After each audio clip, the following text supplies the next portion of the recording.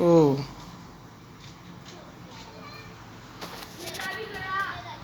Exercise 12.1 question number 2, identify the terms and their factors.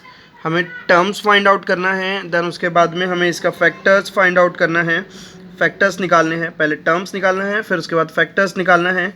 Then ये सब चीज़ें हो जाने के बाद हमें इसका ट्री डायग्राम भी बना के दिखाना है।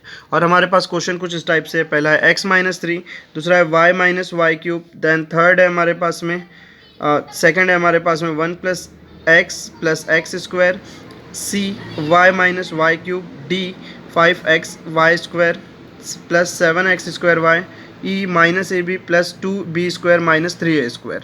सबसे पहला क्वेश्चन हमने सॉल्व किए x-3, इसमें टर्म्स कौन कौन से। तो टर्म्स के लिए हम इसमें क्या करेंगे कि ये +x पहला हमारे पास एक टर्म हुआ, देन उसके बाद में -3।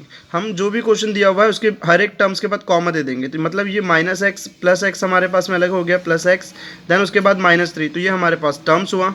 देन उसके बाद फैक्टर्स, फैक्टर्स हमारे पास में क्या क्या हुआ। फैक्टर्स, पहला टर्म हमारे पास जो है वो है x, तो इसके फैक्टर्स क्या होंगे 1 एंड x, सो 1 × x, ये हमारे फैक्टर हो गए इसके लिए, x के लिए। देन सेकंड हमारा जो टर्म है वो है -3, तो -3 के लिए हमारे कौन कौन से फैक्टर होंगे, -1 × 3, ये हमारे पास इसके लिए फैक्टर होंगे। अब इसके बाद हमें इसकी ट्री डायग्राम भी बनानी है। सो ट्री डायग्राम, ट्री डायग्राम किसकी बनानी है, तो ये है क्वेश्चन हमारा x-3, इसकी बनानी है। सो अब इसमें दो फैक्टर है, तो मैंने इसकी दो ब्रांच बना दी है, पहला एक x, दूसरा है अपने पास में -3। इस तरीके से हमने इसकी ट्री डायग्राम भी बना दी है, और ये हमारा फर्स्ट क्वेश्चन सॉल्व हो चुका है। देन वैसा ही हमारे पास सेकेंड क्वेश्चन है b 1 + x + x², 1 + x + x²। सो हमने अब b सॉल्व किए, b 1 + x + x², 1 + x + x²। अब हम इसका सबसे पहले अगर हम टर्म्स निकालेंगे, सो टर्म्स कैसे निकलेगा, ये इसके सामने भी कुछ नहीं है तो 1 दे दो, सबके बीच में कॉमन लगा दो, ये 1 अलग, x अलग, x² अलग। सो टर्म्स हमारे पास हो गया एक +x + 1, फिर हो गया x, फिर हो गया हमारे पास x²। तो इस तरीके से हमारे पास में 3 टर्म आ गए। हम यहाँ अगर प्लस ना भी लगाए तो भी चलेगा, लगा भी दे तो भी कोई प्रॉब्लम नहीं है। तो +1 + x + x², ये हमारे पास इसके लिए टर्म्स हो गए। देन इन टर्म्स के हमारे पास आएंगे फैक्टर्स। सो फैक्टर्स, अलग अलग टर्म्स के अलग अलग फैक्टर्स अब निकलेंगे। जैसे कि +1, इसका फैक्टर अगर हम निकालें तो 1 ही होगा, +1 बोलो या सिंपल 1 बोलो, ये फैक्टर इसका यही रहेगा। देन उसके बाद में x का फैक्टर हमारे पास में क्या होगा, तो फिर से वैसा ही x × 1 हम कह सकते हैं। देन x² का फैक्टर क्या होगा, तो x² का फैक्टर x × x × 1। इस तरीके से हम इसे सॉल्व कर सकते हैं। अब जब इसकी बात आएंगी ट्री डायग्राम की, और जब इसमें हम ट्री डायग्राम बनाना चाहे तो ट्री डायग्राम में क्या होगा। ट्री डायग्राम क्वेश्चन है हमारे पास में 1 + x + x², 1 + x + x², इसकी 3 फैक्टर है तो 3 ब्रांचेस बनेगी, 1 2 3। 1 हो गया फर्स्ट, 1 हो जाएगा, देन सेकंड x, देन फिर हमारे पास x²। फिर हम देख सकते हैं x सिंगल है, 1 सिंगल है, लेकिन x² और डिवाइड हो सकता है किसमें, तो x × x में। और इस तरीके से हमने इसकी ब्रांचेस बना दिए। हमें ये ब्रांचेस बनाने का आइडिया हम फैक्टर्स से भी ले सकते हैं, कि जैसे हमारे पास x² के 2 आ चुके थे, हम यहाँ से भी इसको समझ सकते हैं कि इसकी 2 ब्रांच और बनेंगी, वैसे ही x² की x और x इस तरीके से आ जाएगा। देन हमारे पास C, question number C, that is y - y³, y - y³। इसमें अगर हम बात करें टर्म की, सो टर्म हमारे पास में हो जाएगा y, यहाँ से हम इसे सेपरेट कर देंगे तो ये हो जाएगा +y या फिर सिंपल y। देन नेक्स्ट है हमारे पास -y³, ये इस तरीके से हो गया y, देन उसके बाद में -y³। देन उसके बाद हमारे पास है फैक्टर हमारे पास में अगर हम बात करें y के फैक्टर की, तो ये होगा y × 1। देन उसके बाद में अगर हम बात करें -y³ के फैक्टर की, तो ये हो जाएगा हमारे पास -1 अलग, y³ को हम 3 टाइम लिखेंगे, y × y × y। जब पावर रहेगा तो हम उसे 3 बार लिखेंगे। Okay, so y³ y × y × y। X square हमारे पास एक्स इंटू एक्स था, वैसे ही हमारे पास y cube y into y हो जाएगा। अब जब हम इसकी ट्री डायग्राम बनाएंगे, जब हम इसका ट्री डायग्राम बनाएंगे, ट्री डायग्राम जो कि है वाई माइनस वाई क्यूब, इसको जब हम ब्रेक करेंगे तो हमको दिख रहा है दो फैक्टर है तो दो ब्रांच होंगी, क्योंकि इसमें दो ही फैक्टर है, एक y और एक है माइनस वाई क्यूब, तो इसके दो ब्रांच होंगी, मेन ब्रांच दो ही होंगी, एक होंगी y एक होंगी माइनस वाई क्यूब। लेकिन उसके बाद में हमको दिख रहा है कि माइनस वाई क्यूब इसकी 1 2 3 ब्रांच होंगी, उसके बाद में एक और -1, तो इसके हिसाब से इसकी 4 ब्रांचेस हमें देनी चाहिए, 1 2 3 4। एक हो गई -1, एक हो गया फिर y, एक हो गया फिर से y और एक और लास्ट y। सो इस तरीके से इसकी ब्रांच होंगी और ये हमारा ट्री डायग्राम कंप्लीट हुआ। देन उसके बाद में है सी के बाद में हमारा डी जो है, D 5xy² plus 7x² y, 5xy² plus 7x² y, इसको हम कैसे सॉल्व करेंगे? हमें दिख रहा है सबसे पहले टर्म्स निकालना पड़ेगा। टर्म्स के लिए हम क्या करेंगे? टर्म्स के लिए सबसे पहले यहाँ बीच में हमारे पास एक कॉमा दे देंगे और फिर ये एक और अलग, सो ये टर्म्स 5xy² एक हो गया।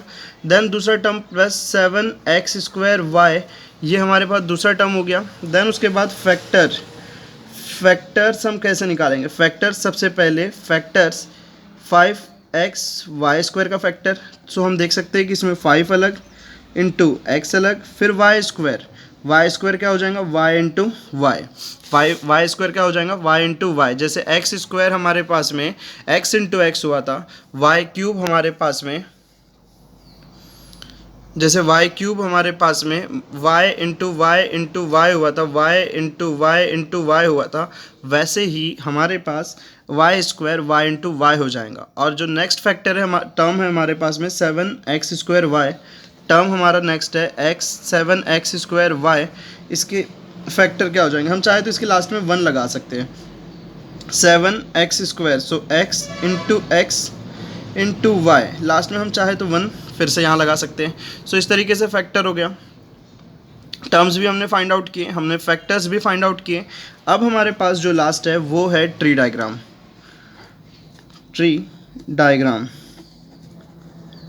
सो ट्री डायग्राम में क्या करना पड़ेगा हमें? ट्री डायग्राम में सबसे पहले तो हमारे पास कितने फैक्टर है? 2 फैक्टर है।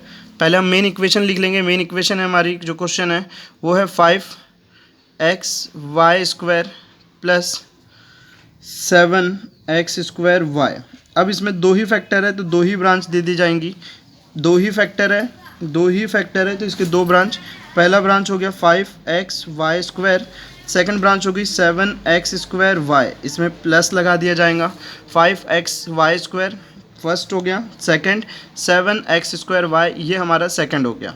अब जबकि हम देख सकते हैं कि 5xy² में 1 2 3 4 उसके और फैक्टर्स में जबकि वो सेपरेट हुआ है, ब्रेक हुआ है, तो हम उसके लिए 4 ब्रांचेस फिर से देंगे, 1 ये 2 ये 3 ये 4, एक हो गया 5, एक हो गया x, एक हो गया फिर y फिर y, 5xy, सो ये 5 ये x ये y फिर ये y। अब हम यहाँ पे अगर बात करें तो हम इसमें देखें 7 1 2 3 4, इस तरीके से इसके भी 4 फैक्टर्स 4 ब्रांचेस इसके भी हमें डिवाइड करनी पड़ेंगी। एक हो जाएगा 7, एक हो जाएगा फिर से x फिर y, और इस तरीके से ये हमारा डी क्वेश्चन कंप्लीट हुआ। देन उसके बाद है हमारे पास E, question number E, -ab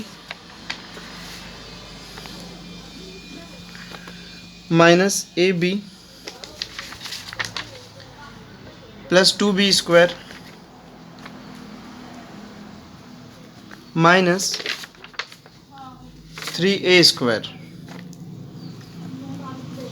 ये है। अब हमें इसमें भी -ab plus 2b² minus 3a², इस क्वेश्चन में भी -ab plus 2b² minus 3a², इस क्वेश्चन में भी हमें सबसे पहले क्या करना पड़ेगा? पहले हमारे टर्म्स लिखेंगे। जब हम टर्म्स लिखते हैं तो हम क्या करते हैं?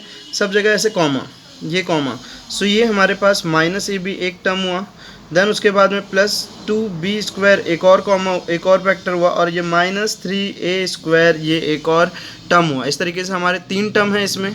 अब इनके 3 टर्म हैं तो फिर इसके बाद इसके फैक्टर्स क्या क्या है। फैक्टर्स सबसे पहले माइनस ए और बी का, तो हम कह सकते हैं एक -1 अलग कर देंगे हम इसमें से, इसके सामने कुछ नहीं है मतलब 1 है, तो ये -1, ये ए, ये बी, देन 2b² प्लस 2, सो ये हम कह सकते हैं +2, ये b इंटू बी, -3a² ये हो जाएगा -3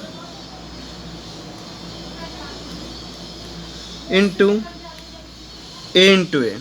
ये हो जाने के बाद अब हम इसका ट्री डायग्राम बना सकते हैं। इसका ट्री डायग्राम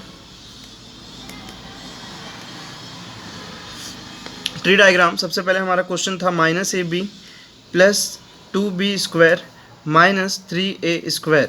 इसके हमको दिख रहा है कि 1 2 3 फैक्टर्स है, 1 2 3 फैक्टर्स है, तो 3 मेन ब्रांच हो जाएंगी, ये 3 main branch, -ab plus 2b² minus 3a²। इस तरीके से ये हमारे पास 3 ब्रांच हो गई।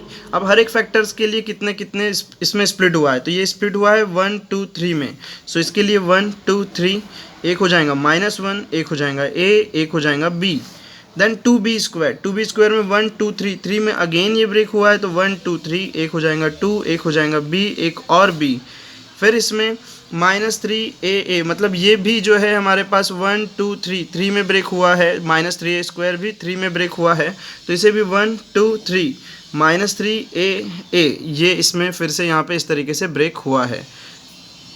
सो इस तरीके से हमारा क्वेश्चन नंबर 2 कंप्लीट होता है।